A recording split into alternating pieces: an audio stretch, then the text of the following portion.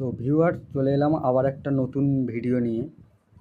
তো এই যে ডায়াগ্রামটা আপনারা দেখছেন, এটা দেখে আপনারা এখন কিছু বুঝতে পারবেন না। এটা বোঝার জন্য, এটা বোঝার অভিজ্ঞতা রাখার জন্য আমাদের ইনস্টিটিউটে আসতে হবে, SHR ইনস্টিটিউটে, যেখানে আপনাদের প্র্যাকটিক্যালি রিক্সা কন্ট্রোলার, চার্জার এগুলো প্র্যাকটিক্যালি হয় না। কিছু কিছু ইনস্টিটিউট আছে, ইউটিউব চ্যানেল আছে যারা বলছে আসুন চার্জার কন্ট্রোলার প্র্যাকটিক্যাল শিখে যান। দেখুন, প্র্যাকটিক্যাল আপনি কোথায় যাবেন, কোন কাজ শিখবেন?